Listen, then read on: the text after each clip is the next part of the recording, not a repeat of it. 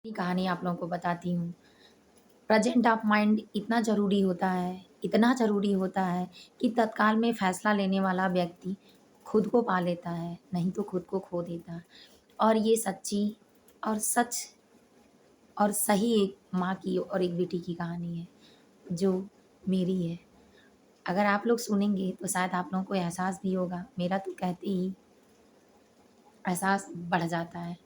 एक बार क्या हुआ, मैंने पूरा काम घर का किया और करने के बाद, बच्चे को लेने के बाद, ये सारा ही एहसास खुद से करने के बाद मुझे एहसास हुआ कि मैं क्या कर सकती हूँ और मुझ पे खुद पे विश्वास बढ़ता गया और मैं अपने भगवान पे भी विश्वास करने लगी।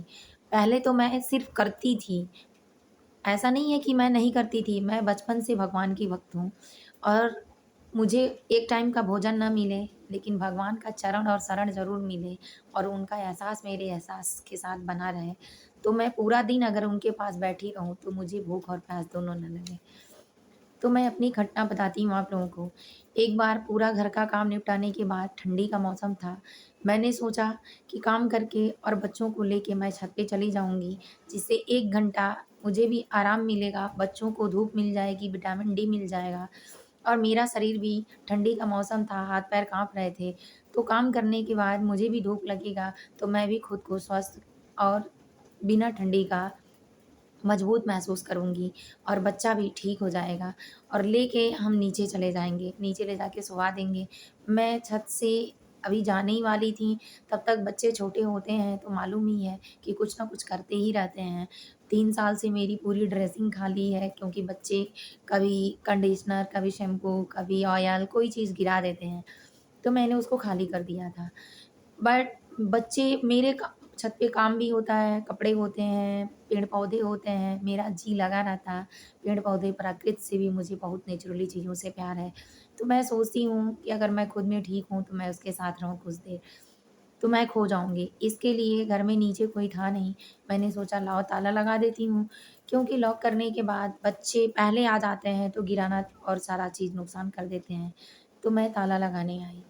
ताला लगा के मैं जैसे ही जाने लगी, 1 मिनट भी मुझे नहीं लगा क्योंकि मेरी सारी चीज़ें व्यवस्थित होती हैं। मैंने उठाया, तुरंत लगाया, मुझे ढूँढना नहीं था। अभी चाबी ताले के अंदर ही थी, तब तक मुझे एक अंदर से तेज़ी से आवाज़ आई। वो आवाज़ मुझे किसी ने बुलाया नहीं, मेरा अनुभव कहा कि कुछ हो रहा है। मैं चाबी छोड़ के तुरंत वापस गई, देखा तो जीने से मेरी बिटिया नीचे आ रही है। नीचे आ रही है, मैं जैसे वहाँ नीचे की कदम रखी, मेरे पैर पे आके गिरी और गिरने के बाद पूरा शरीर टाइट, बिल्कुल ब्लू कलर का, सर से पाँव तक का कोई हरकत नहीं, आँखें खुली रह गईं, मुँह बंद, आँख पूरा खुला और वो भी आँख बिल्कुल ऐसे खुला कि मैंने कभी देखा नहीं था ऐसे किसी को। उस एहसास में मेरा शरीर पूरा अंदर से कंपन-सा होने लगा, लेकिन जो प्रेज़ेंट ऑफ माइंड था, मेरे भगवान का दिया हुआ, मुझे मिला। फिर मुझे एक अंदर से आवाज़ आई कि मैं शायद इसके बगैर ना जी पाऊँ क्योंकि मैं बहुत प्यार करती हूँ। और एक माँ-बेटी का रिश्ता और औरत के दर्द का औरत का रिश्ता भगवान सबको नहीं देते हैं। फिर मैंने प्रेज़ेंट ऑफ माइंड करके अपने इष्ट देव को याद किया तुरंत कि हे भगवान, अब मेरी पुकार आप सुन लीजिए। और मैंने सिर्फ़ एक बार कहा कि अब हम नहीं जी पाएँगे और आप आइए।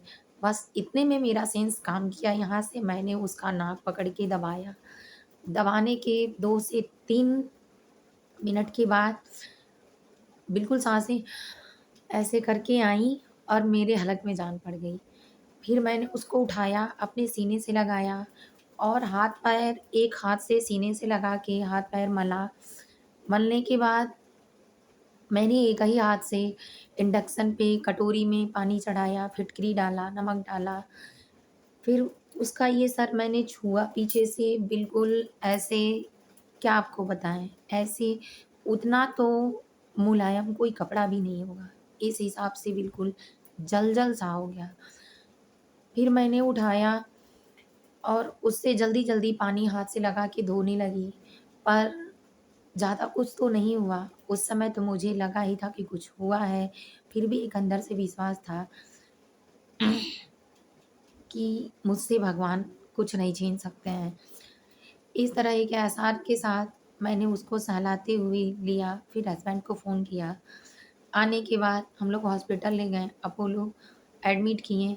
हेयर लाइन फ्रैक्चर था, इसलिए वोमिटिंग वगैरह ज़्यादा हो रही थी और डॉक्टर की लापरवाही से एक दिन ये चीज़ें ज़्यादा बढ़ गईं क्योंकि दवा उसको उल्टा दे दिया गया, डॉक्टर के कहने पे ही, ताकि एक दिन और बढ़ जाए। इसीलिए मैं डॉक्टर को भगवान और दूसरा नाम डाकू कहती हूँ, क्योंकि वो किसी के एहसास का नहीं देखते हैं, वो सिर्फ़ अपना देखते हैं। तो पैसा लेने के चक्कर में किसी को क्या हो रहा है वो नहीं समझते हैं, बहुत कम लोग ऐसे होते हैं। मेरा गला भर रहा है थोड़ा। तो मैंने पाया खुद को, प्रेज़ेंट ऑफ माइंड अगर आपका मज़बूत है, आपके अंदर ईश्वर के प्रति आस्था है, तो आप किसी भी गलत काम में और किसी जगह बुलाएँगे तो निश्चित रूप से वो आएँगे। और आने के बाद 24 घंटे बिटिया को पानी नहीं दिया गया और मैं साथ रही, सीने से लगाए रखी और मुझे विश्वास था कि कुछ नहीं हुआ। सब लोगों ने बहुत लोगों ने कहा कि अब वो नहीं बचेगी, लेकिन एक मेरा विश्वास था कि मुझे पता था कि वो बचेगी, क्योंकि उसके ज़रूरतों की जो चीज़ें मेरे पास थी, वह मैं किसी और को नहीं दे सकती थी। तो मुझे विश्वास था कि उसी चीज़ के लिए, मेरे विश्वास के लिए और जिस तरह मैं अपनी माँ के लिए हूँ, उसी तरह वो मेरे लिए होगी। इसलिए वो उसको आना ही पड़ेगा। तो इसलिए जब खुद का विश्वास होता है, आप खुद पे विश्वास करते हैं, खुद में स्वस्थ होते हैं, प्रेज़ेंट ऑफ माइंड आपका अच्छा होता है, तो आप निर्णय लेने की क्षमता मजबूत कर लेते हैं।